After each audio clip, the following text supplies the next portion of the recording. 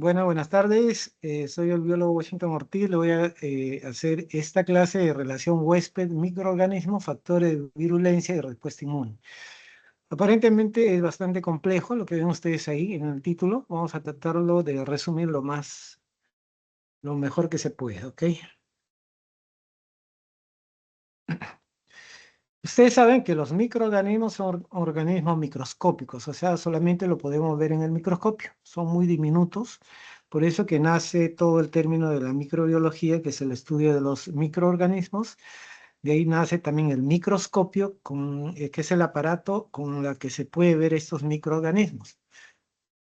Va a haber patógenos que pueden causar daño y pueden causar enfermedades, como hay virus, bacterias y hongos. Entonces, nosotros vemos esta clasificación de virus, bacterias y hongos, vamos a ver que están en reino diferente. Por ejemplo, los hongos es el reino fungi, las bacterias es el reino bacteria y los virus tienen una clasificación aparte.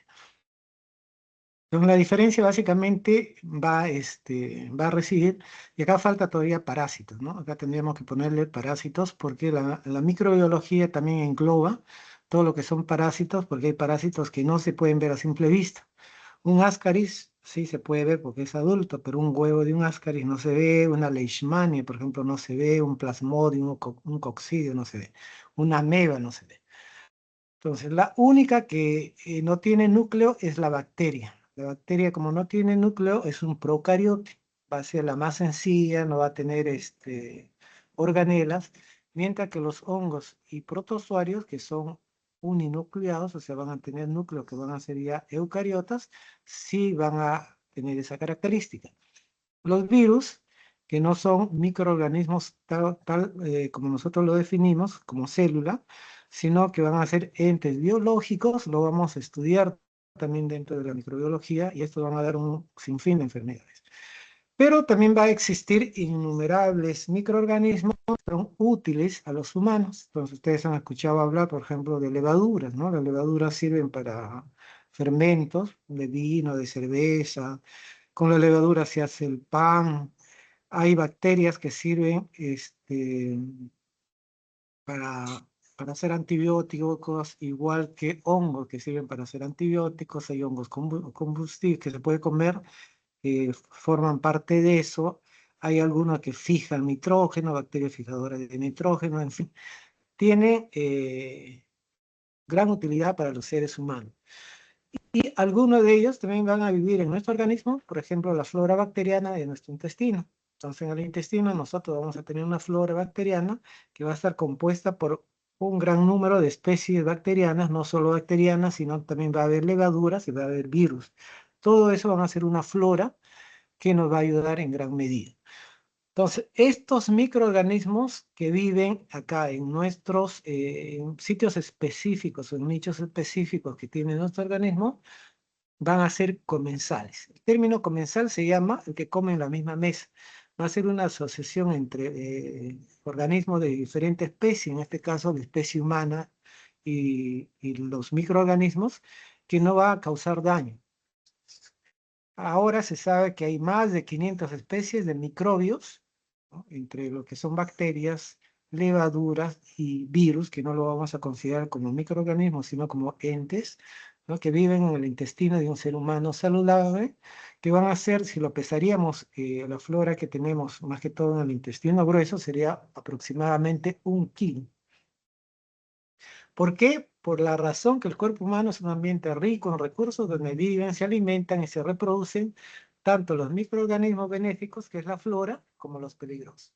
Entonces podemos tener estos microorganismos que son parte de la flora, que son benéficos, y también podemos tener microorganismos que son patógenos que pueden hacer daño. Por ejemplo, entre ellos tenemos la Escherichia coli, seguro que ustedes han escuchado hablar de la E. coli, la Escherichia coli, que es parte de la flora intestinal. Pero así como es parte de la flora intestinal y es una bacteria comensal, también esta puede adquirir factores de patogenicidad que vamos a ver más adelante y puede causar daño en el mismo intestino, ¿no? O puede traslocarse. Estando siendo flora intestinal, puede irse, por ejemplo, a pulmón y causar una neumonía. Y también ya tenemos un patógeno. Entonces, cada especie de estas bacterias tiene que estar en un nicho específico. La flora lo conocemos como microbiota, ¿ya? Va a estar compuesto por estos, algunos dicen 700, 800 especies de estos microorganismos que van a hacer esto, ¿no? Entonces, en resumen, la microbiota va a ser una comunidad de especies que viven en un nicho ecológico dado en el cuerpo humano.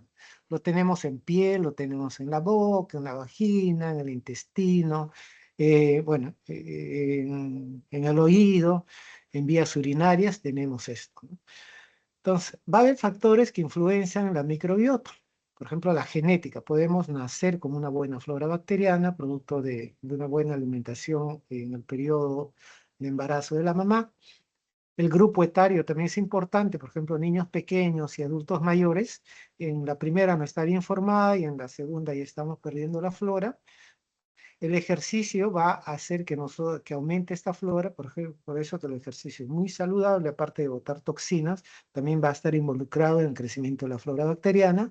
La dieta va a ser un factor primordial en lo que es que esta flora se mantenga o de repente esta flora disminuye o tengamos una flora que no sea benéfica, ¿no? Me explico. Por ejemplo, si comemos demasiados alimentos procesados, va a predominar una flora que consume mucho azúcar, ¿no? Y esa no es buena, como una dieta, por ejemplo, nosotros llamamos saludable, que está hecha a base de verduras, de frutas, con poco productos como azúcares, harinas. Eso va a inducir a que nuestra flora sea más diversa. El estilo de vida, el estilo de vida es una cosa que es muy difícil de cambiar en la salud humana. En la salud humana juegan cuatro pilares como una mesa, como las patas de una mesa. Uno son los servicios de salud, donde ustedes van a ir a trabajar, que son postas médicas, clínicas, hospitales de diversos grados de complejidad. El otro va a ser la genética con la que tú naces, ¿no? Y eso no, de repente no se modifique porque ya son genes que están asociados de repente a una patología o de repente a una buena salud, qué sé yo.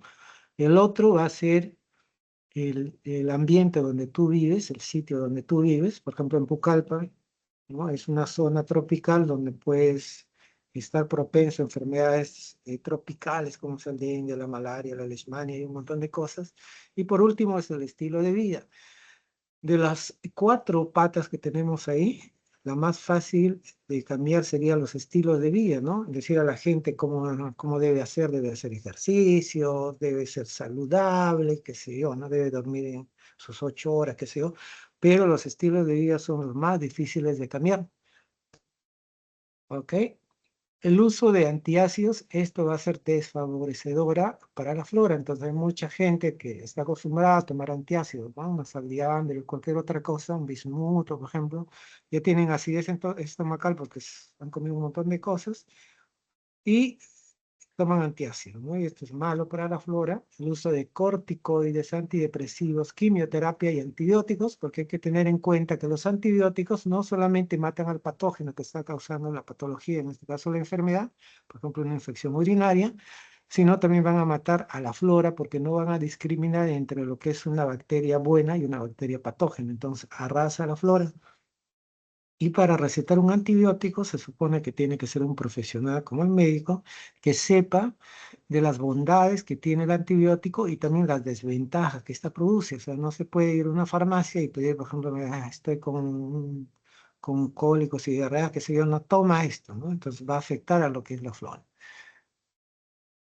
Entonces vemos acá que la flora tiene acciones benéficas y también va a haber acciones dañinas. Por ejemplo, si nosotros perdemos flora, nuestra flora no está compuesta por la cantidad suficiente de bacterias o microorganismos que yo les he indicado, esto está relacionado directamente con la obesidad. Se han hecho ya muchos estudios de gente obesa que han visto que la gente obesa tiene menos flora o menos flora variada que la gente que tiene un peso normal. Porque acuérdense que la obesidad es un problema a nivel mundial, ¿no? Especialmente acá en el Perú. Hay mucha gente obesa, estamos pasaditos de peso, somos obesos. El cáncer, la diabetes, que son enfermedades ya crónicas, también van a influir en esto porque se está tomando muchos fármacos para combatirlos. Hay enfermedades gastrointestinales, enfermedades relacionadas con el sistema nervioso central, enfermedades cardiovasculares que están involucradas como acción dañina por la poca flora que nosotros podemos tener por el cambio de flora. En cambio, las acciones benéficas de la flora ya está ya de más, ¿no? Por ejemplo, las personas que tienen buena flora, se ha demostrado que secretan más serotonina. Ellos son impulsadores de secreción de serotonina, también de algunas vitaminas, como la vitamina K, que está relacionada con la flora bacteriana. Entonces, cuando la flora no es buena, ¿qué tratamientos se han propuesto? Trasplante de materia fecal. O sea, hay países que ven materia fecal y uno lo pone en agua y se lo toma, ¿no? Los prebióticos, probióticos que están involucrados ya la flora en sí y la medicina de precisión, ¿no? Saber cómo es esa flora. Entonces, hay una relación huésped-parásito en una microbiota humana normal. Acuérdense que estos microorganismos colonizan superficies. Esta microbiota, por ejemplo, está colonizando superficie. ¿Qué superficie? Por ejemplo, el epitelio del intestino. Está colonizando el epitelio de la vagina, el epitelio de las fosas nasales, el epitelio bucal, faríngeo, el epitelio de los oídos, etc. Estas van a ser superficies cutáneo-mucosas. Entonces, se van a dividir en una microbiota basal que va a ser característica de cada sector del organismo, ¿no? Hemos dicho que puede ser, por ejemplo, de acá del intestino, puede ser de la boca, puede ser de los oídos, del sistema urinario terminal, de la vagina, etcétera. Va a tener una microbiota basal, o sea, bacterias que siempre van a residir ahí. Entonces, por ejemplo, acá tenemos esto que son unos streptococos, estos que están como X, que son unos bacilos, etcétera. Pero muchos de esta microbiota puede ser cambiada, puede ser alterada por diferentes causas que hemos señalado en la diapositiva anterior, y esta ya viene a ser dañina. Luego tenemos una microbiota transitoria, que es variable de un sector a otro, va a presentar colonización intermitente, puede incluir bacterias potencialmente patógenas. Eso es lo que yo decía, ¿no? Entonces, si nosotros tenemos una flora, por ejemplo, acá hay una Klebsiella, una Serratia, una Escherichia coli. Esta, si se va a otro sitio, por alguna manipulación, qué sé yo, y se va, por ejemplo, a una herida, puede causar un cuadro patogénico ahí, ¿no? O sea, puede infectar la herida, puede ir a los pulmones, puede ir a otros sitios, y, y esta flora que nosotros teníamos acá en el intestino, saliendo de ese sitio, de ese subnicho, va a causar patologías en otros lados. Igual va a ser Klebsiella, otra.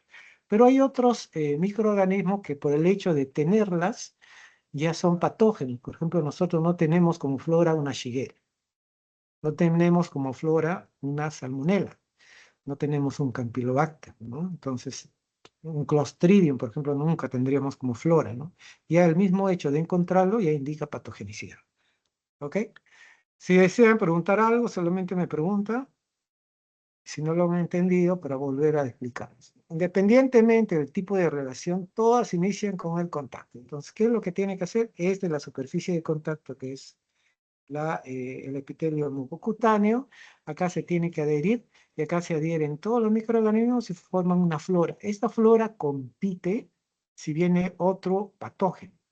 Es decir, por ejemplo, si yo tengo un patógeno, a ver, tengo un patógeno. Supongamos que viene una salmonela. Si yo tengo una flora bien establecida, con los diferentes tipos de especies que son un montón, estos van a competir por el nicho ecológico con esta y lo van a eliminar. Entonces no se va a dar la enfermedad. Entonces, independientemente del tipo de relación, todas se van a iniciar con el contacto. Algunos microorganismos se establecen permanentemente, que es la microbiota normal, que hemos indicado que están en nichos específicos. Otros desaparecen rápidamente, que son los transeúntes, y otros van a tener mecanismos de invasión para que invadan estos tejidos. Entonces acá tenemos la adherencia, entonces acá hay una multiplicación, ¿no? Y luego se desprenden y se van a otros sitios. Entonces, este contacto, ¿no? Este contacto va a conducir a la infección. el microorganismo patógeno va a eludir la defensa del huésped, va a penetrar en los tejidos y se va a multiplicar. Entonces, para que esto suceda, tiene que haber un cuadro infectivo. El microorganismo, la bacteria, el virus, el protozoario o el hongo, tiene que evadir nuestras defensas para que pueda instalarse, pueda invadir y pueda ir a pasar del tejido mucocutáneo, pasar por las células y ir al otro extremo, ¿no? Que es el tejido conectivo. Cuando los efectos acumulativos de la infección dañan los tejidos, se produce una enfermedad que se llama la enfermedad infecciosa, ¿no? Puede ser bacteriana, una enfermedad infecciosa bacteriana, puede ser viral, puede ser por un hongo, etc. Entonces acá vemos cómo entra el microorganismo, cómo se adhiere y cómo se multiplica. Vale recalcar acá que una bacteria, por ejemplo, yo tengo un bacilo acá, cada 20 minutos hace una fisión binaria y ya tenemos dos bacterias. Y así. Cada 20 minutos otra vez estas se van a van a hacer una fisión binaria y ya vamos a tener, ya de acá dos, ya vamos a tener 8. Entonces, este momento de adherencia y multiplicación es importante porque nuestro sistema de defensa tiene que llegar antes que estos sean miles o millones, ¿no? Porque si son millones van a ser superados nuestros mecanismos de defensa y tienen que eliminar a estas bacterias. Entonces, cuando estas bacterias no son eliminadas, se produce la infección. Esta infección va a depender de factores del microorganismo, su patogenicidad y su virulencia, que vamos a explicarlos en las siguientes diapositivas, si el patógeno es primario, si el patógeno es oportunista, si es un no patógeno, por ejemplo una flora comensal, para que dé una respuesta. El factor del huésped tiene que ser la respuesta inmune. Nuestro sistema inmune, que va a ser un sistema magníficamente desarrollado a través de miles de años que el ser humano vive conviviendo con las bacterias, desarrolla esta respuesta. Vamos a tener entonces, en este caso, tres escenarios. Uno, que este patógeno sea solamente un colonizante. En muchos casos se ve, por ejemplo, llega una muestra de orina para un urocultivo y sale un Escherichia coli, ¿no? Y sale como patógeno. Entonces el médico lee ese informe de microbiología y dice, dice que tienes Escherichia coli, pero no tienes dolor, no tienes fiebre, no estás no tienes poliquiuria, o sea, vas de rato al baño, nada de eso, ¿no? Entonces solamente debe ser una colonización. Puede también ser una infección latente o subclínica, que todavía no dé los síntomas. Está en forma latente. Ejemplo, por ejemplo, la tuberculosis que se da por un bacilo, que es el bacilo de Koch. Podemos estar nosotros en cualquier sitio y alguien tose y nosotros aspiramos esas micobacterias y estas son llevadas a macrófagos y dentro del macrófago puede estar en forma latente o subclínica y puede estar muchos años, ¿no? Igual puede darse, por ejemplo, en casos de la malaria, donde el protozoario puede estar muchos años en los hepatocitos del hígado, esperando la oportunidad para que pueda dar la enfermedad, para que salga. O puede ser una enfermedad infecciosa localizada, cuando está en un determinado sitio, o generalizada. De esto, cuando hablamos de una enfermedad generalizada, se va a dar más que todo en la virulencia que va a tener estas bacterias o estos microorganismos para que pueda ser de esta forma. Entonces, colonizante, cuando es potencialmente infecciosa, está presente en el cuerpo y no lo invade todavía, solamente está en la parte superficial. Por lo que estar colonizado no es lo mismo que estar infectado, ya que no todas las colonizaciones acaban en infección y no todas las infecciones acaban en enfermedad. Este principio hay que tenerlo bien en claro. Si bien es cierto que el laboratorio de microbiología ayuda bastante al médico infectólogo, al internista, al pediatra, etcétera, todo lo que solicitan, ellos también tienen que llevarse por la clínica, por los signos y síntomas que tiene el paciente y decir, no, este es un paciente colonizado. Vamos a ver qué pasa, ¿no? Porque de repente el mismo sistema inmune va a desechar a microorganismo colonizante. Luego tenemos la infección, que va a ser la presencia de un germen patógeno en el interior del hospedador. puede estar en forma latente, asintomática o produciendo el cuadro clínico de la enfermedad correspondiente. Ya les he dicho que la forma latente, por ejemplo, hay bacterias que se meten dentro de la célula y están vivas, pero como si estuvieran dormidas. Esa es la latencia que pueden tener, esperando una oportunidad, ¿no?, que baje la defensa del huésped para que ésta pueda salir. El uso de infección se debe restringir a la acción de bacterias y virus, ¿no? Cuando tenemos bacterias y virus, debemos hablar de infección. En cambio, la infestación va a ser invasión de un organismo vivo por parásitos. El término infección tiene un significado similar, aunque su uso debe restringirse a la acción de la bacteria y virus que hemos visto, mientras que infestación puede utilizarse para otros patógenos, por ejemplo, para hongos, en caso de las tiñas. Seguro que ustedes han visto que hay el pie de atleta, pues, ¿no? O sea, siempre estamos sometidos a un montón de enfermedades micóticas en esta zona. Algunas son solamente en piel, ¿no? Son manchas blancas, manchas de color café, o algunas ya son como tipo lesiones, que son llamadas tiñas, ¿no?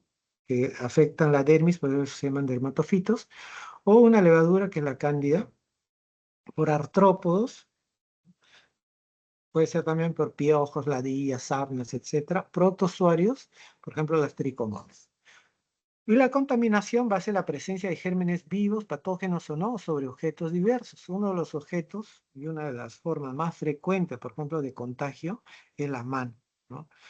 Hay que lavarse la mano muy bien. Entonces, cuando ha habido la epidemia del COVID, por ejemplo, usted siempre ha estado como lema, lavarse las manos, ¿no? Cualquier infección respiratoria, etcétera, uno lo coge con la mano, ¿no?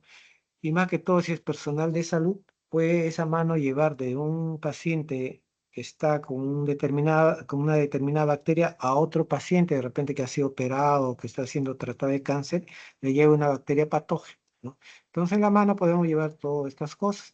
Entonces el uso de barreras, como el uso de guantes, el lavado de las manos, cambiarse los guantes cada vez que examina a un paciente, pasan al otro paciente, se lavan la mano, se ponen otros los guantes, son buenas prácticas que debe estar en boga hoy en día. Luego hablamos del periodo de incubación. El periodo de incubación va a ser un intervalo de tiempo, ¿ya?, entre la invasión por un agente infeccioso y la aparición de los primeros signos o síntomas de la enfermedad. Uno no enferma, o sea, no enferma desde el primer día de los síntomas, sino ese patógeno, ese microorganismo ha estado ya presente anteriormente en nuestro organismo, sino se está multiplicando en forma rápida y nuestro sistema de defensa no ha sido capaz de controlarlo y nos da la enfermedad. Por ejemplo, en caso del COVID, acá he tomado un ejemplo, el virus del COVID, el COVID-19, puede ser de hasta 14 días. Claro, ustedes dirán, no, pero a alguno le dio al segundo día, al tercero, cuarto, ¿no? Pero ya se ha demostrado científicamente que hasta el día 14 nosotros podemos desarrollar síntomas. O sea, yo me contagio hoy día, que es el día 0, y el día 14 puedo comenzar con mis síntomas, ¿no? Pero el día 15 ya no. Por eso la cuarentena que hacían las personas que tenían COVID eran de 2 semanas. Si en estas 2 semanas no aparecía ningún signo ni síntoma de la enfermedad, ya podían salir. Entonces la cuarentena va a estar en relación de la aparición de los síntomas que va a tener cada enfermedad. ¿Ok? Entonces, bueno, este cuadrito, el periodo puede ser de incubación hasta 14 días. Por ejemplo, Laura tuvo contacto con un contagiado de COVID en el día 1. En el día 5 se realizó una prueba de PCR y el resultado fue negativo.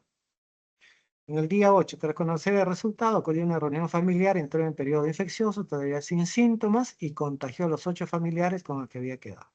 El día 10 comenzó a mostrar síntomas del coronavirus. Tras realizarse una segunda prueba, dio positivo a COVID-19. Día 16, todos los asistentes a la reunión deben realizarse pruebas. Si dan positivo, tienen que hacer cuarentena en su casa. Acuérdense que la cuarentena en COVID tiene que ser los días que dura el periodo de incubación, ¿no? Si hasta el día 14 no apareció nada, ya pueden salir. Eso es lo que ha pasado acá en el Perú, ¿no? Que se utilizaron pruebas rápidas que solamente dosaban no al virus en sí, sino dosaban el anticuerpo que uno forma contra el antígeno del virus.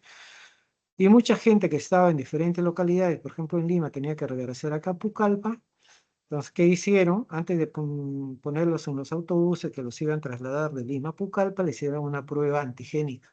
Entonces, todo lo que salían negativo lo ponían en el omnibus, ¿no?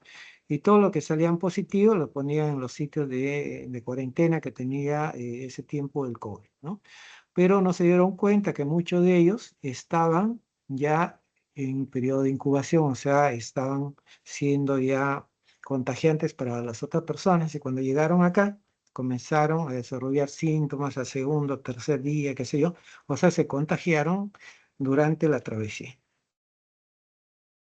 Ok, ahora sí veamos la virulencia. La virulencia es una parte de la patogenicidad que permite, en este caso, al microorganismo penetrar, reproducirse, invadir y producir enfermedad por su presencia. Ejemplo, una enfermedad bacteriana, viral, micótica, protozoaria, parasitaria, etc. Y la transmisibilidad. ¿Cuál es la forma de transmisión, no? Puede ser por, imagínense, por contacto, o sea, la bacteria, el virus que si está en una mesa, tú vas sin tus guantes, por ejemplo, una vez al laboratorio, luego te rascas mucosas o la nariz, qué sé yo, y por ahí penetra, ¿no? Inclusive puede producir la muerte. La toxicidad va a ser la capacidad de algunos microorganismos o gérmenes, una vez que han penetrado en el organismo, de segregar sustancias nocivas que se van a llamar toxinas, ¿ya?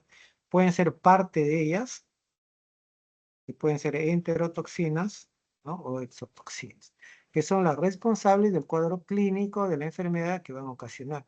Por ejemplo, una intoxicación alimentaria no es por la bacteria en sí, sino es por la toxina que tiene la bacteria, ¿no? Porque va a haber toxinas que van a resistir al calor. O sea, eso quiere decir que la bacteria, por ejemplo, cuando muere, lo que va a secretar son sustancias tóxicas, o sea, muerta ya tiene sustancias tóxicas que producen daño.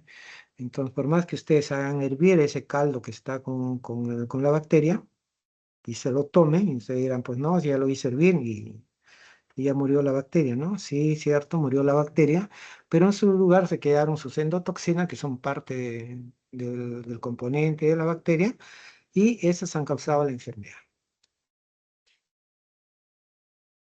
Tenemos enfermedades epidémicas y endémicas. La epidémica va a ser una enfermedad que aparece por primera vez en una región, por ejemplo el COVID, ¿no? El dengue que apareció en el Perú por 1990, etc. Una enfermedad endémica ya existente aumenta notoriamente el número de casos, por ejemplo el dengue, ¿no? El dengue ya lo tenemos de forma endémica acá, ¿no? Pero los casos se mantienen, por ejemplo, a la semana hay 2 casos, 3 casos, ¿no? Pero si ya reportan más de 3 casos, por ejemplo, hoy día reportan 10 casos, mañana 15 casos, y estamos hablando de epidemias. En cambio, la enfermedad endémica es habitualmente se propaga en todo el mundo, como ha sido, por ejemplo, el caso de la pandemia por HIV, la pandemia por el coronavirus, etcétera, ¿no? Entonces tenemos una cadena epidemiológica, en microbiología lo vemos en la primera parte, que está dado primero por el agente causal específico, ¿no? El agente causal específico, acá, que va a ser un agente, un ser vivo, cuya presencia puede producir una enfermedad, ¿no? Cualquier agente o ser vivo, ¿no? Pero acá también hay que incluir a los virus. No siendo ser vivo, ¿no? No siendo ser vivo, ocasiona enfermedades. Luego tenemos el reservorio que sostiene, ¿no? Va a ser el ser vivo que alberga al parásito, constituyendo el hábitat natural en donde se desarrolla. Es el que sirve de foco de diseminación del agente infeccioso. Entonces, la gran mayoría de patógenos van a tener un reservorio que no va a hacer daño, en este caso reservorio, ahí se va a multiplicar y ahí se va a mantener la enfermedad. Este reservorio puede ser incluso humano. Por ejemplo, hay personas que tienen la salmonela como parte de su flora. O sea, no le hace daño. Tienen muchos parásitos como parte. Están haciendo ya como si fuese un comensalismo. Pero estas son reservorios para ese tipo de enfermedades. Por eso que las enfermedades no se acaban. No podemos nosotros eliminarlas. Luego hay una puerta de salida de la gente, que va a ser el sitio del organismo por donde los gérmenes son aislados al exterior. Puede ser por vía cutánea, intestinal, rinofaringea, bucal, conjuntival, genital, urinaria, pulmonar, sanguínea, ¿no? Cada una de estas va a tener algo específico, ¿no? Cutánea, por ejemplo, puede ser un hongo, una tiña. Intestinal puede ser una Giardia lambda, de rinofaringea, un virus respiratorio. Bucal, qué sé yo, ¿no? Otro tipo de virus. Conjuntival, por ejemplo, una clamidia genital, puede ser una Neisseria gonorrea, puede ser sífilis, etcétera, urinaria, una Escherichia coli, pulmonar puede ser un bacilo de Koch, sanguínea puede ser el dengue, la malaria, etcétera. El modo de transmisión puede ser por contacto indirecto realizado por personas que cuidan enfermos, tales como médicos, enfermeras, parientes, que transportan los gérmenes en su ropa o en sus manos. Es un tipo de contagio indirecto. Puede ser una transmisión por un intermediario de gotitas que se eliminan a los enfermos con tos, estornudo, risa, inclusive cuando hablan o respiran. Por eso es necesario utilizar en los hospitales, en los sitios de medicina, en las UBIs, UCIs, en las emergencias, las mascarillas, ¿verdad? Las mascarillas nos van a servir como una protección tanto para nosotros como para el paciente, porque inclusive nosotros podemos estar de repente en un periodo de incubación de una enfermedad viral, ¿no? De, qué sé yo, de una gripe, qué sé yo, y podemos contagiar a ese paciente que viene enfermo, o al revés, nos pueden contagiar. Gotitas que pueden proyectarse hasta distancias de 1 a 2 metros, permanecen algún tiempo en el aire, que se llaman aerosoles, pudiendo ser inhaladas por otras personas, ¿no? Entonces, en los sitios, por ejemplo,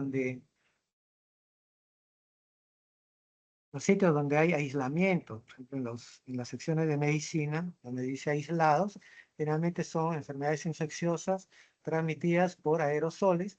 Ahí sí vamos a entrar con toda la barrera de seguridad, porque esos aerosoles pueden estar a las distancias de 1 a 2, ¿no? Dependiendo cómo el viento esté pasando por ahí.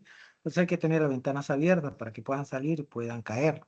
Y en los hospitales también, si ustedes se han dado cuenta, cuando han ido a los hospitales, no barren, no pasan, por ejemplo, una lustradora, nada de esas cosas, ¿no? Ni aspiradora, solamente pasan trapos húmedos con la finalidad de que estos aerosoles caigan al piso y sean recogidas por el trapo.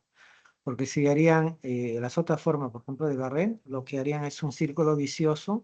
Otra vez el aerosol flotaría y haría todo eso. Luego, la puerta de entrada en el nuevo huésped. Las puertas de entrada en el nuevo huésped son las mismas empleadas para su salida. Por ejemplo, en las enfermedades respiratorias o son vías aéreas, es utilizada como puerta de salida y puerta de entrada entre las personas, ¿no? Por ejemplo, virus como el virus sincitial, los virus respiratorios, etcétera, el COVID son dados por eso, ¿no? Por ejemplo, las neiserias, Neisseria meningitis, también por eso, ¿no? En otras enfermedades, las puertas de salida y de entrada pueden ser distintas, como por ejemplo las intoxicaciones alimentarias por estafilococo. El agente es eliminado a través de una lesión abierta de la piel y entra al nuevo huésped a través de alimentos contaminados con secreciones de la lesión, ¿no? Porque nosotros cuando compramos los alimentos no estamos viendo si la persona tiene lesiones o no tiene lesiones en la mano. Puede tener, imagínense, una lesión y con eso está trabajando y de ahí puede haberse escurrido este estafilococo y haber contaminado el alimento, ¿no? Y ese alimento va a ser la puerta de entrada por la boca para que nosotros nos infectemos. Susceptibilidad del nuevo huésped. Existen ciertos mecanismos de resistencia y de defensa específicos que juegan un papel importante en el proceso infeccioso, como son la edad, ¿no? Si ven ustedes, los hospitales están llenos de niños y ancianos porque son edades extremas. En los niños, nuestro sistema inmunitario todavía no está bien formado y en los adultos mayores sí está en decadencia. Algunos, como la raza, por ejemplo, la raza negra es más sensible a la tuberculosis y la blanca es más sensible a la sífilis. Algunos son relacionados al sexo, ¿no? En mujeres se da más que en varones, etcétera, ¿no? O de repente agricultores, ¿no? Un tipo de hongos. En resumen, la patogenicidad bacteriana va a ser la capacidad de un microorganismo de producir daño. Y la virulencia va a ser el grado de patogenicidad de la bacteria, que va a estar dado por los factores de virulencia. No todas las bacterias van a tener factores de virulencia, ¿no? Por ejemplo, tener una cápsula Acá vemos una bacteria. Esto lo que estoy señalando y estoy pintando, que parece algo así enredado. Eso es el ADN bacteriano. El ADN bacteriano es circular y no está dentro de un núcleo, por eso es un procariota, ¿no? Luego de acá tenemos la membrana bacteriana, este verde pequeño de acá. Luego tenemos la pared de la bacteria. Y esto que ven acá pueden ser las pilis bacterianas. Pero hay otras bacterias que tienen encima de su pared, tienen una cápsula. La presencia de cápsula va a permitir que nuestro sistema inmune no se la pueda fagocitar, porque acuérdense que nuestro sistema inmune puede comerse a esta bacteria, ¿no? Viene un macrófago y se lo come. Pero este factor de virulencia, que es la presencia de cápsula en algunas bacterias, va a jugar en favor de la bacteria. Luego tenemos estas fimbrias que están viendo ustedes acá, y acá también están viendo de color rojo, y pilis son las que permiten adherirse. Por ejemplo, acá tengo una célula epitelial. Estas fimbrias van a permitir adherirse a esto, porque acá van a tener receptores de fimbrias, ¿no?, de nuestra célula, y ahí se adhiere. Luego van a tener enzimas, otros productos para que puedan invadir. Entonces, esta cápsula bacteriana, por ejemplo, no va a permitir que sean opsonizados ni fagocitados. Opsonización es dado por el complemento y fagocitación está dado por células como macrófagos y neutrófilos. ¿Hasta ahí lo entendieron? ¿Lo entendieron bien ahí? Hola, ¿están ahí? Sí, Sí, doctor, sí se doctor. entiende. Ok, entonces acá tenemos el patógeno. Tenemos nuestro patógeno. Acá tenemos nuestras barreras naturales propias de nuestro organismo, que puede ser la piel, barreras químicas, etc. El patógeno tiene que pasar estas barreras naturales, o sea, tiene que pasar la piel, tiene que pasar las sustancias químicas, por ejemplo, lágrimas, saliva, qué sé yo, ¿no? Y luego tiene que tener contacto con el sistema inmune. Acá el sistema inmune, que es el que nos protege, va a tener una respuesta. Esta respuesta puede ser de tolerancia, o sea, que diga, no, este no es una bacteria que va a producir daño y por lo tanto no responde, ¿no? Al día comemos un montón de bacterias. Por ejemplo, si estoy comiendo yogur, estoy pasando un montón de microorganismos, ¿no? Si estoy comiendo chucrut, esos fermentados, por ejemplo, que debemos consumir diariamente para que nuestra flora sea la más rica posible, no hay respuesta inmunitaria, a eso se llama tolerancia. Pero si ve que es un patógeno, tenemos dos tipos de respuesta. Una que es una inmunidad innata, que es no específica, y otra que es una inmunidad específica, que es la adaptativa. Comencemos con la innata. Innata significa que lo tenemos de nacimiento, o sea, son propias, no lo estamos creando. Acá tenemos la fagocitosis y la respuesta inflamatoria. La fagocitosis significa que yo tengo acá una bacteria, supongamos que esta es una bacteria, y viene un macrófago y lo que hace es fagocitarlo, ¿no? Acá lo fagocita, hace un fagosoma. Este fagosoma se une a un lisosoma y se llama fagolisosoma. En el lisosoma el pH es muy bajo, de 4.5. Ahí van a estar unas enzimas hidrolíticas que pueden romper proteínas, lípidos, ácidos nucleicos, carbohidratos, todo. Y la bacteria acá es desmenuzada, si se puede decir acá, ¿no? Es desmenuzada, ¿no? Las partes que nos sirven lo podemos utilizar, y las partes que no nos sirven lo botamos por exocitosis. Entonces sale fuera, ya, pero como partes moleculares de esta bacteria. Esa es la fagocitosis. Y eliminamos el patógeno. El patógeno es eliminado. Luego también hay una respuesta inflamatoria, porque no solo son las células que van a actuar en ese nivel, sino también va a haber citoquinas, interleuquinas, un montón de sustancias mediadoras inflamatorias que van a hacer que el sitio donde esté la bacteria no sea propicia para estar, ¿no? Entonces va a haber una respuesta inflamatoria Ustedes seguro cuando han tenido alguna herida, qué sé yo, han visto que hay rubor, hay el sitio donde ha habido la infección está caliente, incluso le puede dar fiebre, escalofrío, qué sé yo. Esa es la respuesta inflamatoria dada por estos productos químicos de la célula. Esta puede ser aguda o puede ser crónica. Si es aguda, está relacionada con neutrófilos. Los neutrófilos, no sé si sabrán ustedes, los neutrófilos son glóbulos blancos que se encuentran en la sangre y pasan de la sangre al tejido. Hacen diapedesis y pasan. Ellos son los primeros en acudir a la respuesta inflamatoria. Pero cuando esta parte falla, ¿no? Ya vienen las inflamaciones crónicas, donde ya está dada por macrófagos. Entonces el monocito, que es una célula grande que tiene un núcleo como si fuese un cerebro que está en la sangre, pasa también el endotelio del vaso sanguíneo y se convierte en macrófagos, que es lo que estamos viendo acá, ¿no? Este macrófago aumenta de tamaño, tiene un montón de gránulos y ya sirve para fagocitar, ¿ok? Si esta respuesta innata falla, ¿no? Ya se da la respuesta adaptativa que va a ser específica. ¿Específica por qué? Porque va a ser dada por la bacteria. Esta bacteria que estamos señalando acá es reconocida por alguna particularidad que tiene, pero la respuesta específica ya reconoce una parte de esta bacteria. Por ejemplo, puede reconocer, qué sé yo, una proteína, una glucoproteína, qué sé yo, que es específica para esta bacteria mediante nuestra respuesta inmunitaria. Esta respuesta inmunitaria puede ser humoral o puede ser mediada por células. La respuesta específica está dada por otro tipo de células presentes también en sangre, que son los linfocitos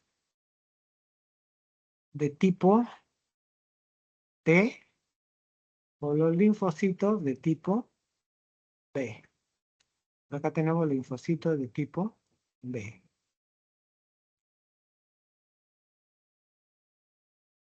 Cuando es humoral, significa que la respuesta está mediada por anticuerpos. Acá se producen los anticuerpos, ¿no?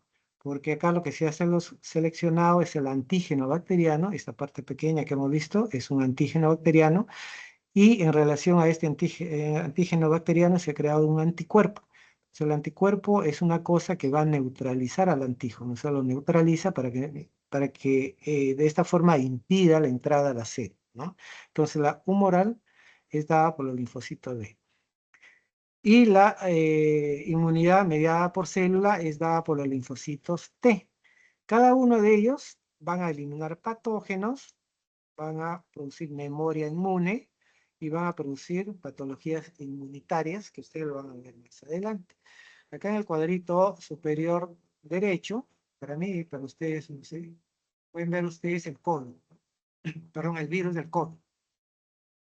Este virus del COVID tiene su ARN que están viendo ustedes acá. Tiene una cápside que está hecha de proteínas y luego tiene una membrana. Esta membrana que están viendo, que yo estoy señalando de rojo, es robado de la célula hospedera, ¿no? Y encima de esta tiene estas proteínas, que son las proteínas spike, que es la proteína S. Para que pueda entrar a una célula, tiene que tener un receptor, se tiene que unir acá, ¿no? Y tiene que tener un correceptor también.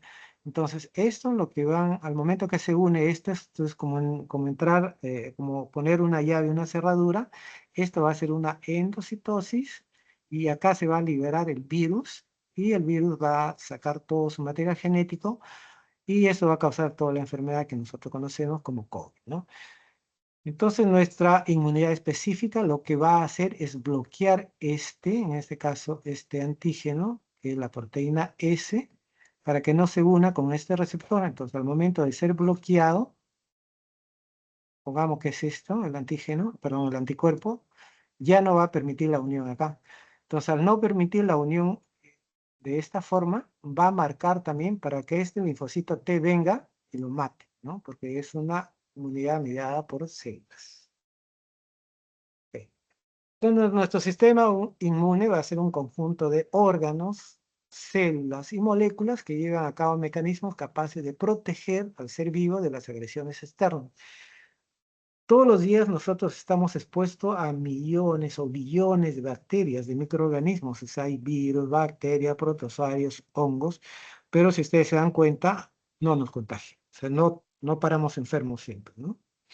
Enfermamos cuando nuestra balanza, por ejemplo, no está bien hecha, ¿no? Porque para que haya salud tiene que tener todas las condiciones necesarias. Es muy raro que un joven se pueda enfermar. Y si se enferma es porque de repente ha habido mucho estrés, una mala alimentación, qué sé yo, ¿no? Alguna cosa que ha desbalanceado es ese componente normal que debería haber. Entonces, nuestro sistema inmune que está formado por este conjunto de órganos, células y moléculas, nos va a proteger de las agresiones externas. Su función va a ser dual. Proteger frente a lo extraño sin dañar al organismo. Entonces, tenemos que tener células que reconozcan cuál es el patógeno y cuál es el no patógeno, ¿no? Y no sé si ustedes han llevado histología, pero en histología se ve, por ejemplo, en el timo, en en los ganglios linfáticos, en la médula ósea, donde se producen, ¿no? Las amígdalas, todo se producen ahí y se capacitan. Si yo tengo, por ejemplo, una célula, supongamos que yo tengo bueno, en realidad se producen millones de células, ¿no? Y le presento un antígeno, supongamos un antígeno propio. Este es el antígeno propio. ¿Lo debe reconocer o no lo debe reconocer? A ver, ¿qué piensan ustedes? O sea, esto es como un examen que ellos tienen. Tienen millones y le van presentando antígenos. Si reconoce el antígeno propio, ¿qué pasaría con la célula? Hace un núcleo, ¿no? Y le presentan un antígeno. Entonces, si esta célula, por ejemplo, reconoce el antígeno, significa que esta célula tiene que morir porque es un antígeno propio, no debería ser reconocido. Solamente debe reconocer los antígenos extraños para que pueda haber un sistema bueno de defensa. Entonces, el sistema inmunológico, como es un conjunto de órganos, tenemos ganglios linfáticos, tenemos el apéndice, médula ósea, donde están todas las células de defensa, amígdalas y adenoides, el timo, el vaso, placas de Peyer, que van a estar en el intestino, y tenemos una gran cantidad de células. Acá tenemos células como los eosinófilos, tenemos los neutrófilos, ¿no? Tenemos los basófilos, tenemos macrófagos, tenemos células dendríticas, células mastocitos que se llaman, en la parte de la natural o innata, ¿no? En la adquirida, perdón, en la natural o innata, tenemos todo. Y también tenemos las células de los linfocitos, que son los B, no se nota muy bien, y las células T. Acuérdense que los B son los que forman estas moléculas que están en color morado, que lo voy a pintar ahorita de rojo, que son los anticuerpos. En cambio, las T son las que van a matar a la célula que está infectada. Por ejemplo, yo tengo una célula infectada con virus acá, y acá están expresando una molécula del virus, que es una molécula propia del virus. Entonces, la célula T reconoce a esa molécula con sus receptores de reconocimiento, y lo que hace es perforarla, le hace una perforina y una grasnina para que entre calcio del estracitosólico, y el calcio lo que va a hacer es apoptosis, ¿no? El ion calcio tiene H2, que es un cation, lo que va a hacer es una apoptosis mediada mitocondrias. Entonces acá tenemos las mitocondrias y empieza la vía apoptótica mediada por la mitocondria. Entonces tenemos los factores humorales, que son moléculas.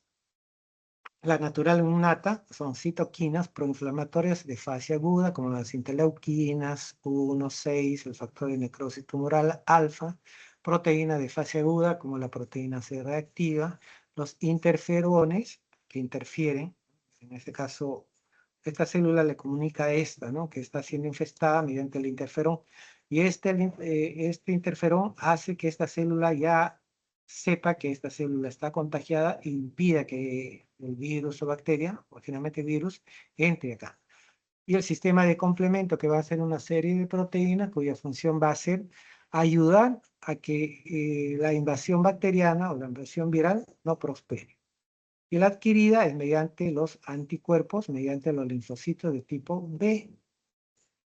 Estos anticuerpos son inmunoglobulinas, que son proteínas de una gran familia de proteínas, las inmunoglobulinas, que van a ser de 5 tipos, ¿no? Una de ellas la voy a poner acá, la inmunoglobulina G, la M, no la A, así, son 5, ¿no? Y cada una tiene algo específico. Como no es motivo de clase este tipo de inmunoglobulinas, sigamos avanzando. Entonces, acá tenemos el cuerpo. Se supone que esto de acá es la barrera. Esto es dentro de nuestro cuerpo y esto es fuera del cuerpo. Estas son nuestras barreras que están en azul, es la piel y todo, ¿no? Acá tenemos microbios, microorganismos, desde cientos hasta billones de microorganismos que están en el ambiente, ¿no? Entonces, nuestras barreras pueden ser mecánicas, la piel, por ejemplo, químicas, lágrimas, o biológicas, la flora, ¿no? Se está dando mucha importancia ahora a la flora porque la flora va a ser una forma de contención biológica de estos patógenos que pueden entrar en nuestro organismo, ¿no? Y dentro del cuerpo ya tenemos nuestro sistema inmune innato, que está formado por estas, ¿no? Las células dendríticas, los fagocitos o macrófagos, las células mastocitos, el sistema de complemento, las natural killer y la microbiota, ¿no? Y nuestro sistema adaptativo está dado por los linfocitos T y por los linfocitos B.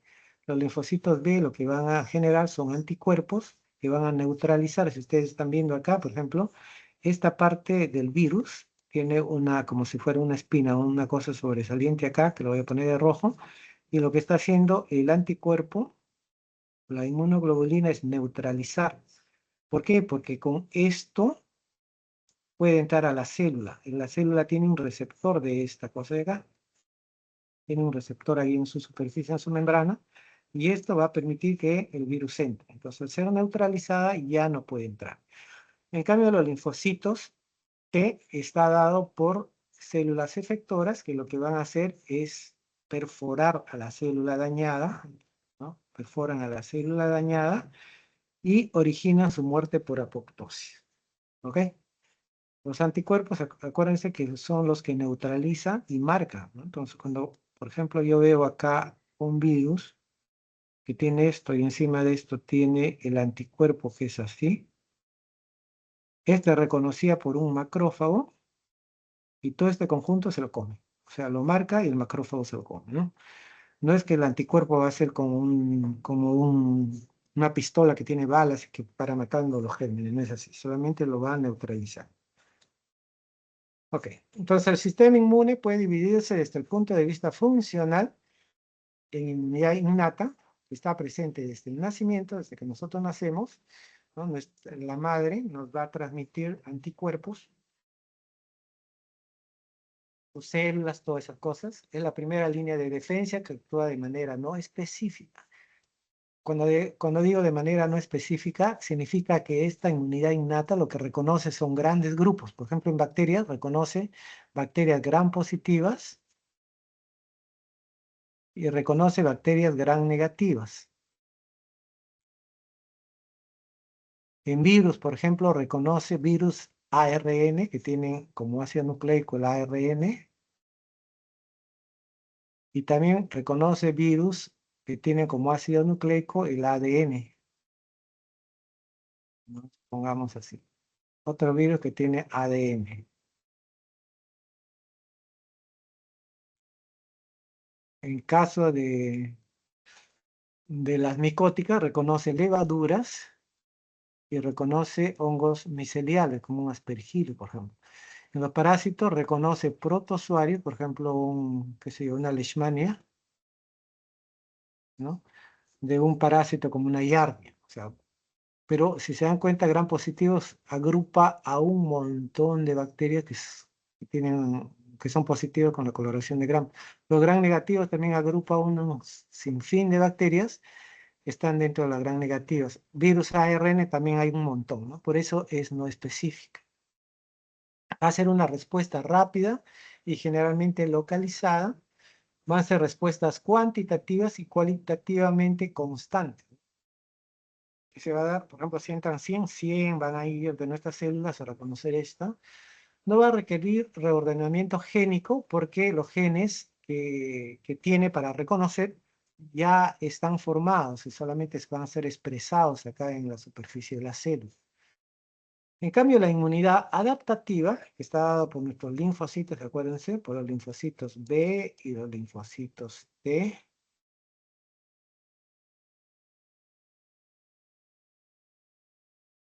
va a requerir un cierto tiempo para establecerse, porque tienen que presentar el antígeno, tienen que clonarse, tienen que formar los anticuerpos, y esto también te va a demorar. Va a ser una respuesta específica. Entonces, esta, por ejemplo, reconoció un gran positivo, pero no, acá ya reconoce que es un gran positivo, por ejemplo, es un Staphylococcus aureus, ¿no? Acá es un gran negativo, no, es una Klebsiella pneumoniae, ¿no? Porque el Staphylococcus aureus tiene alguna particularidad que otras especies no tienen, que ha sido reconocida, el antígeno de esto, y ha sido llevada a nuestro linfocito B para que crean este tipo de respuesta específica. Va a generar memoria, esto es importante, por ejemplo, si a ti te da una enfermedad, ¿no? Y te da muy fuerte, en la segunda vez que te da ya no va a ser tan fuerte, de repente pasa desapercibida. ¿Por qué? Porque ha generado memoria de estas células que van a responder ya sea con anticuerpos o ya sea con linfocitos de tipo T, ¿no?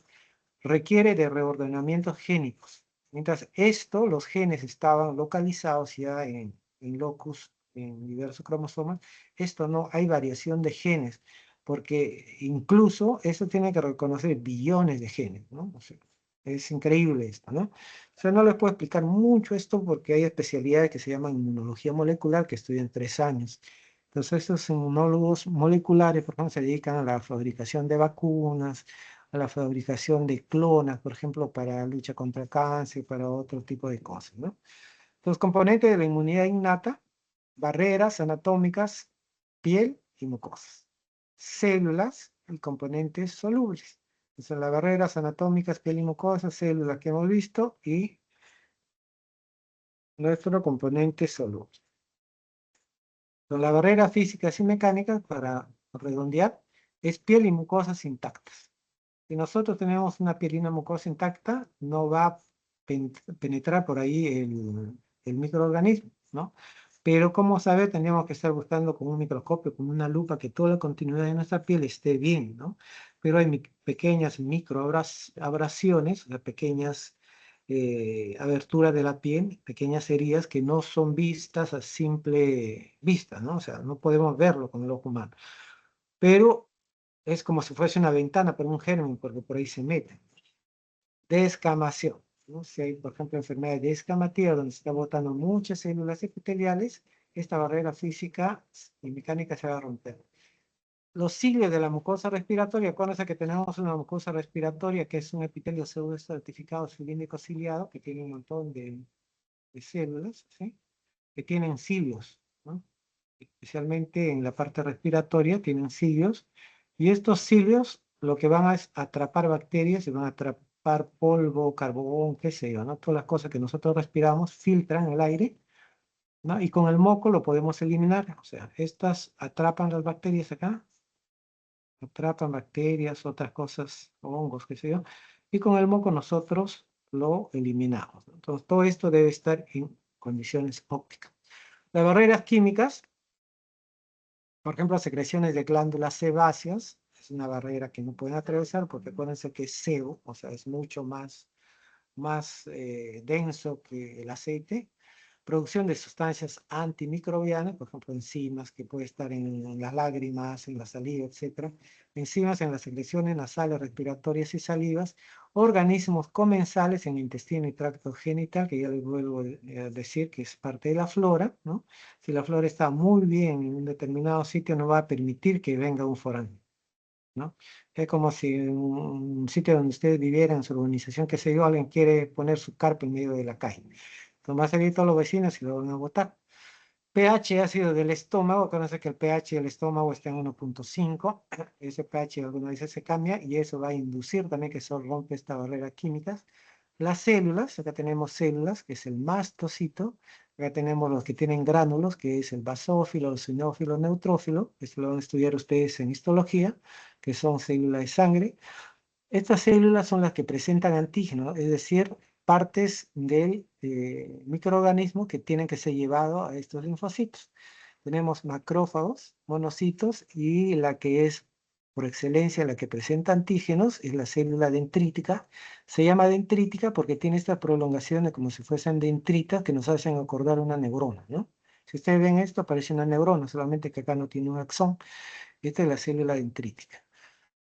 Luego tenemos el linfocito natural killer. Este es un linfocito no específico, que no tiene nada que ver con los linfocitos B y T, que son de la inmunidad adquirida, perdón, con la inmunidad adquirida, que va a inducir a la apoptosis de células propias infectadas o cancerígenas. Este linfocito natural killer puede detectar, por ejemplo, una célula infestada por virus, lo detecta y hace que la célula haga apoptosis. También puede detectar células que están entrando a etapas cancerígenas y también son inducidas a hacer apoptosis. Luego tenemos los factores solubles. Una de ellas es la histamina. La histamina va a ser un factor de reacción, mediador de reacciones inflamatorias.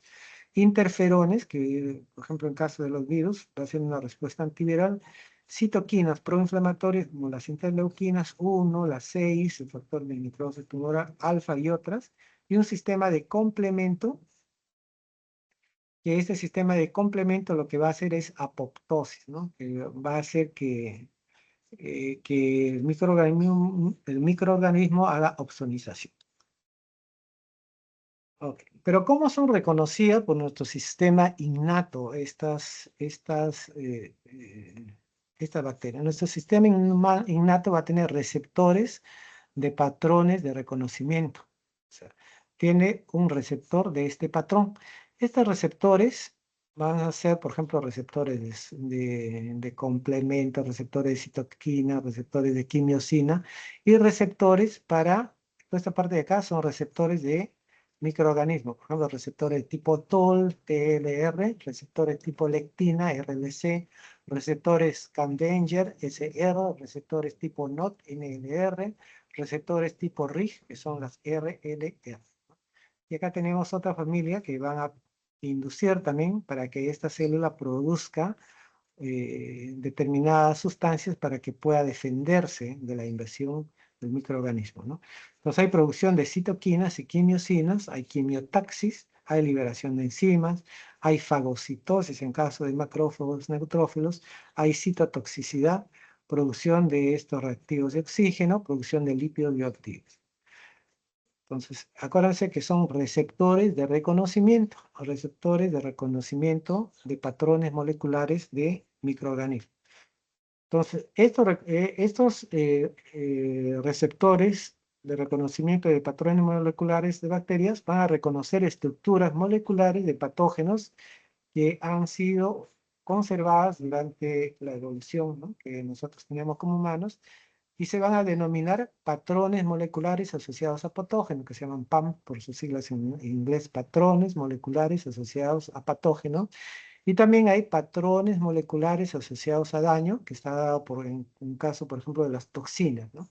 Van a ser específicos de los microorganismos y fundamentalmente para su supervivencia.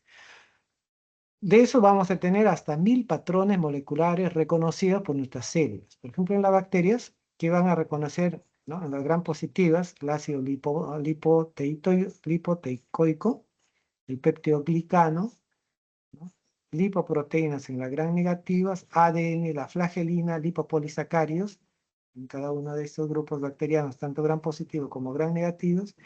En el virus van a reconocer proteínas descubiertas, ácidos nucleicos, tanto ADN de cadena doble, ARN de cadena sencilla trifosforilada en extremo 5', ADN con extremos de capuchón, G no metilados. En caso de los parásitos van a conocer el GPI, que es el glicosil, fosfatidil, inositol. En caso de las levaduras van a reconocer el cimosano beta-glicano.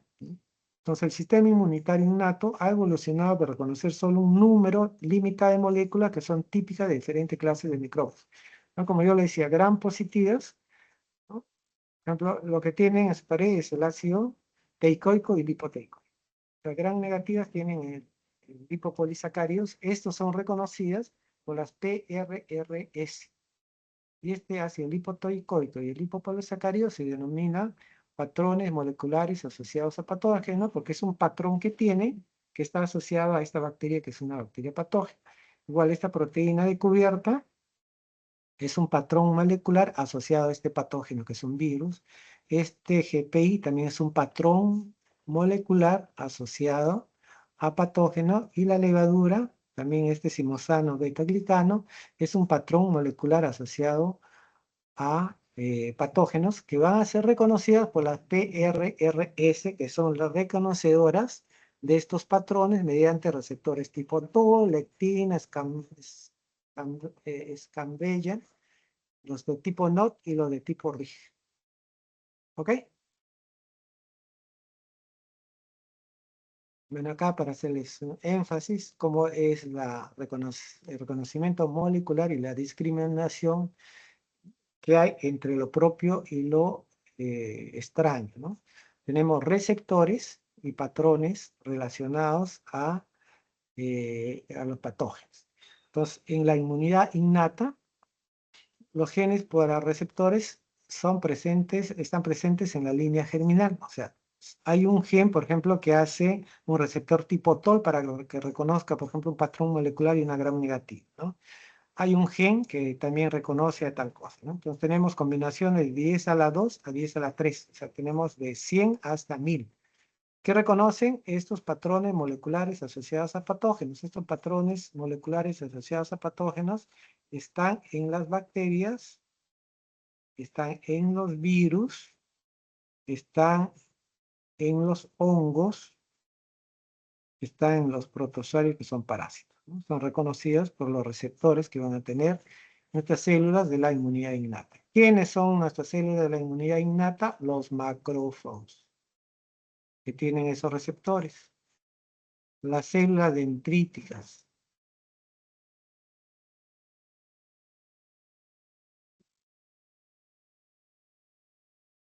Y así. En cambio, en la inmunidad adaptativa, los genes para receptores generan una recombinación genética. O sea, esta recombinación genética va de 10 a la 13, o sea, desde billones hasta cuatrillones de recombinaciones, ¿no? ¿Y qué van a producir este tipo de recombinaciones? Antígenos. Porque esto tiene que ser específico para cada uno de esos, ¿no? Supongamos que ustedes tienen una llave maestra y esa llave maestra hacia las 100 puertas, es una inmunidad innata. Pero si usted tuviera un sistema más avanzado, por ejemplo, de puertas, y que serían reconocidas, qué sé yo, por el ojo, por la huella digital que sería, tendrían que tener la cantidad de huéspedes que tiene un hotel, ¿no? Por ejemplo, si tienen 800 habitaciones, tiene que tener 800 combinaciones para que abra cada una de esas puertas, ¿no? No sé si me entienden.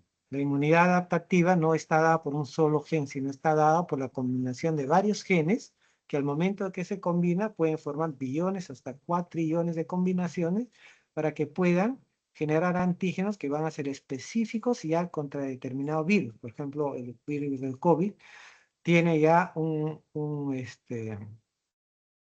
una inmunoglobulina, un anticuerpo propio para ese virus, ¿no? El virus de la influenza también, así por el estilo. Entonces acá vemos nuevamente, acá tenemos la piel como primera línea de defensa, acá tenemos el intestino, acá tenemos los pulmones, acá tenemos la cavidad, los ojos, la cavidad oral, nasal. Acá es la barrera mecánica, la barrera química y la barrera microbiológica, ¿no? Entonces, lo primero, mecánicamente, las células están unidas por uniones de juntura, o sea, las células están muy pegadas entre ellas. El aire, hay una localización o fluidez de aire, es fluido, hay movimiento de la mucosa por los cilios, hay lágrimas y hay cilios nasales, esa es la parte mecánica. En la parte química, por ejemplo, en la piel tenemos los ácidos grasos, que es el sebo, tenemos beta-F-enzimas, los cuerpos lamelares, el catelicidin, ¿no? En el intestino tenemos el pH muy bajo, enzimas como la pepsina, tenemos alfa-defensina, que se llaman pectinas, regil 3, que son las lectinas, y catelicidinas. Acá en los pulmones tenemos movimiento del moco por el epitelio ciliado que tiene esa parte de nuestro organismo, el surfactante pulmonar que también va a impedir que entren bacterias, las alfas enzimas y luego igual, ¿no? La catelicidina. En caso de las cavidades de ojos, nasales, orales, incluso del oído, tenemos lágrimas, tenemos los cilios nasales, enzimas en lágrimas y saliva que se llaman lisocimas, tenemos histatinas y beta-defensimas, y en la parte microbiológica tenemos la microbiota normal que cada uno de estos sitios tiene para que impida que sea llevada a ese sitio. ¿Okay? Entonces tenemos dos tipos de bacterias, les había dicho, gram positivas y gram negativas. La coloración de Gram es una coloración diferencial que lo dio un bacteriólogo que se apellidaba Gram, y hasta en la actualidad se utiliza y es de mucha utilidad porque podemos con eso saber si estamos enfrentándonos a una bacteria Gram negativa o una bacteria Gram positiva. Lo que ven ustedes acá, esta de acá es la membrana celular, esta es la bicapa fosfolipídica, estos son los fosfolípidos que están unidos entre ellos como una doble, ¿no? Acá. Esta es la membrana celular y luego viene la pared celular. Esta pared celular está formada por esta amarilla que viene hasta la parte del fosfolípido, por eso se llama ácido lipo, del lípido teicoico, ¿no? En cambio, los ácidos teicoicos no llegan a atravesar la pared en sí. Todo lo que vemos acá son los peptidoglicanos, o también denominada mureína. Entonces, ustedes dirían, ¿cómo es la pared de una bacteria gram positiva? Está formada por una membrana celular. Encima de la membrana celular tiene una capa gruesa de peptidoglicanos. Miren, tiene una, dos, tres, cuatro. Puede llegar hasta 20, 30 capas de peptidoglicanos. Y tiene el ácido lipoteicoico, el ácido teicoico y proteína de superficie. Mientras que la bacteria gram negativa tiene la misma composición en la parte de abajo, tiene la bicapa fosfolipídica, que es la membrana celular, aquí está con sus dos capas.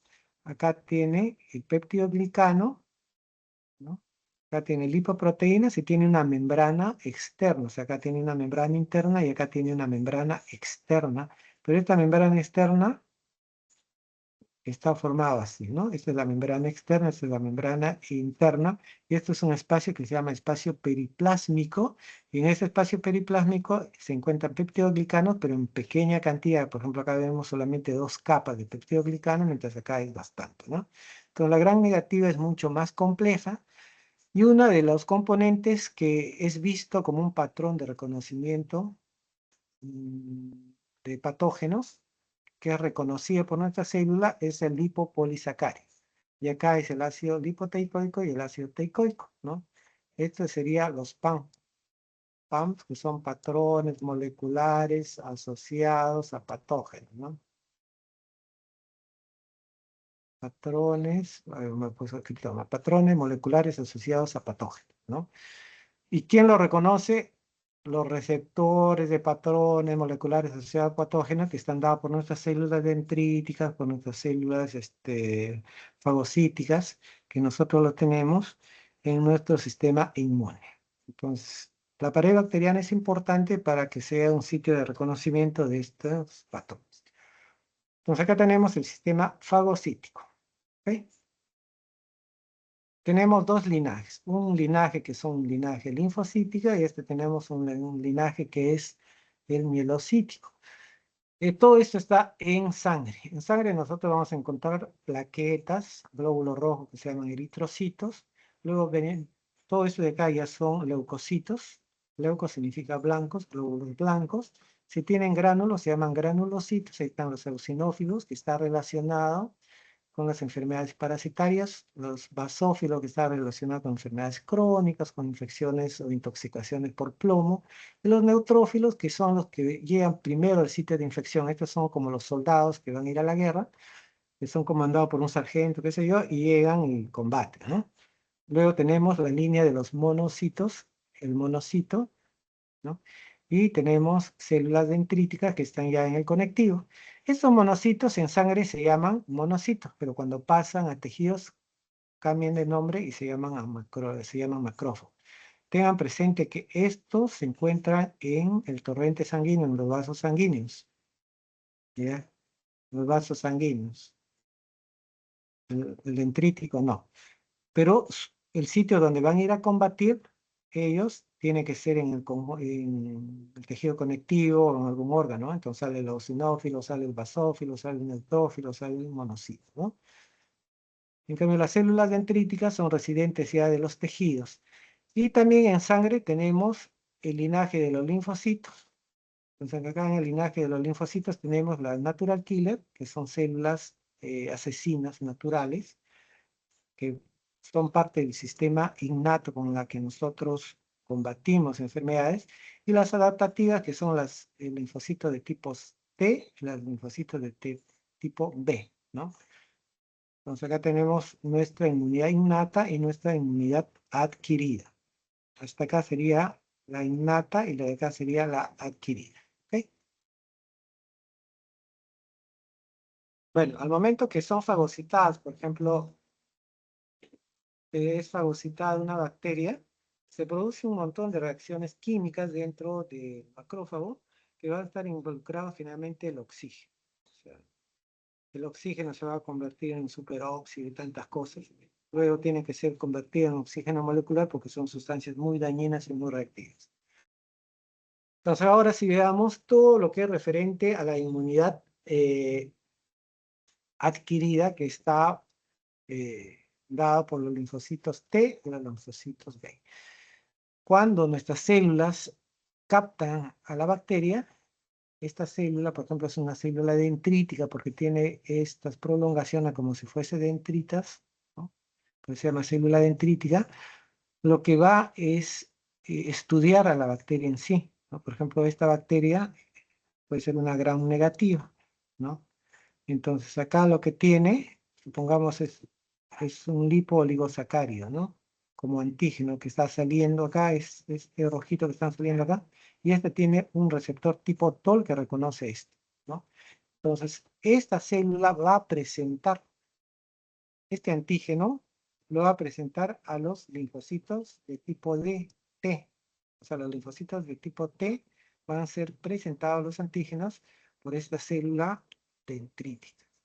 Entonces, el antígeno va a ser molécula o conjunto de moléculas que inducen una respuesta inmunológica adquirida y que se combina con el producto de la respuesta. O sea, este antígeno lo que va a dar como resultado es que los linfocitos de tipo B produzcan anticuerpos que son inmunoglobulinas. ¿Ok? Entonces, el antígeno, acuérdense, es el que va a dar respuesta de anticuerpos. Inmunógeno va a ser un antígeno que induce la respuesta inmunológica, y el epítopo es una parte pequeña del antígeno que se combina con el sitio activo de los anticuerpos, linfocito B, o con el receptor de los linfocitos de tipo T. Entonces acá veamos nosotros.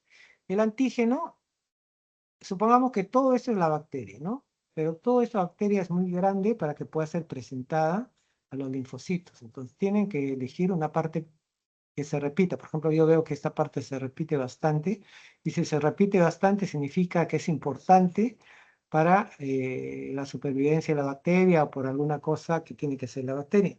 ¿Ok? Entonces, reconocen esta parte de acá, y esta parte de acá se llama antígeno, que va a dar una respuesta inmunológica. Pero el epítope es estas partes del antígeno que son como la llave de una puerta que van a permitir la entrada, por ejemplo, de esta bacteria en una determinada célula. Entonces, si va a entrar esta célula, va a utilizar esta parte de su antígeno, estos epitopos, para que pueda entrar. Entonces, los anticuerpos van a ser producidos para estos epitopos, en este caso este rojo, para que los neutralice. Y acá también azul, ¿no? Entonces, acá yo tengo un anticuerpo. Si se dan cuenta, ese anticuerpo es como si fuese una Y. Acá ve, como si fuese una Y. Una parte se va a unir al antígeno, ¿no? Y otra parte va a tener su receptor, por ejemplo, que se va a ir al macrófago para que pueda fagocitar. Entonces vamos a tener dos tipos de células, que son los linfocitos de tipo B y las de tipo T. Ok, unos 5 minutos más y bueno, las células B van a hacer reconocimiento específico de patógenos. Entonces, acá la célula B, mire, va a hacer el reconocimiento de o sea, por sí sola puede reconocer epítopes de esto. Este de acá es una bacteria, y esto lo que estamos viendo es el antígeno, y esta parte que está de color negro acá, un poco más, que lo estoy pintando de rojo, va a ser el epítope, ¿no? Mediante estos brazos que tiene, que se llaman receptores de célula B, BCR, receptores de célula B, va a reconocer estos epítopes antigénicos de esta bacteria, ¿no? Pero a la vez también va a tener estos CD, que son unos clústeres de tipo 19-21, que van a reconocer otro tipo de molécula que está adherida a esto. Eso va a ser el linfocito B. Una vez que reconocen, va a haber una proliferación clonal de estos tipos de linfocitos B, o sea, se van a reproducir, van a dividirse bastante, y luego, estudiando bien esto, van a producir los anticuerpos. O sea, ellos pueden reconocer el anticuerpo inmediatamente, ¿no? Sin necesidad que se lo que presenten al antígeno. Pero para esto necesitan un ayudante que son los linfocitos TSD4. Otra son las células de tipo T. Las células de tipo T no reconocen el antígeno de la bacteria.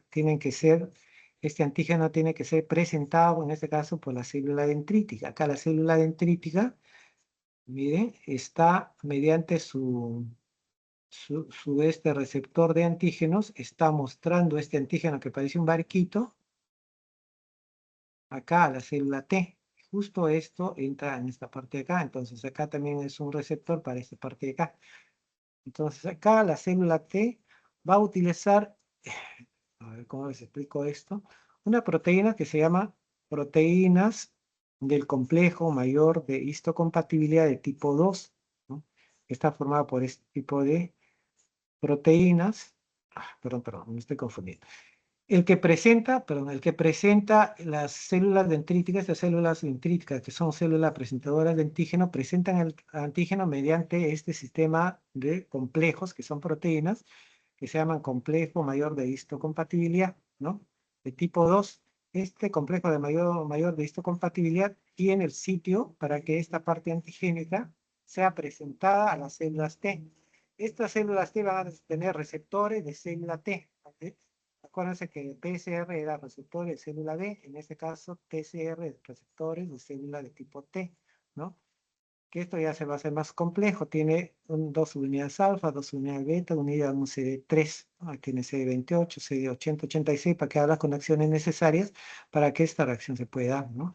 Y esta va a activar a las células T para que éstas puedan reconocer recién este antígeno que va a estar presente de repente en una célula que ha sido invadida, ¿no? Y esta célula que ha sido invadida también tiene acá el antígeno presente, esta es reconocida, y la célula T lo que hace es eliminar a la célula infestada mediante la apoptosis celular. Ok, todavía, no sé, pondremos otro día para seguir con la clase, porque es un poco larga esta clase que me han dado, porque ya son las 5. ¿Delegado está? ¿Sí? Sí, sí, biólogo, no hay problema, lo coordinamos por interno. Ah, ya, lo coordinamos, ya, para acabar, y de ahí me falta otra clase todavía. Ok, muchachos, ¿tienen alguna pregunta o algo no les quedó tan claro?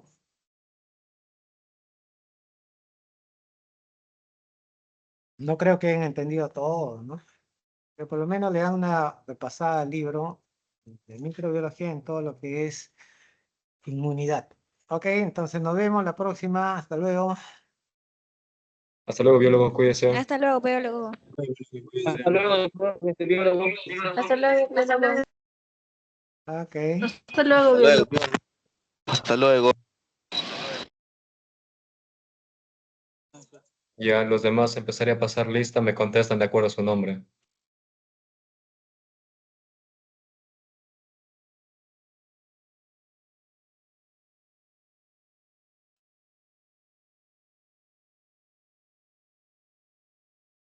Agüite Arias,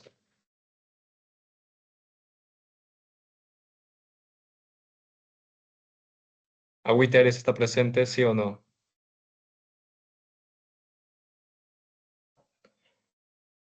David Germán, ¿está presente o no? David Germán.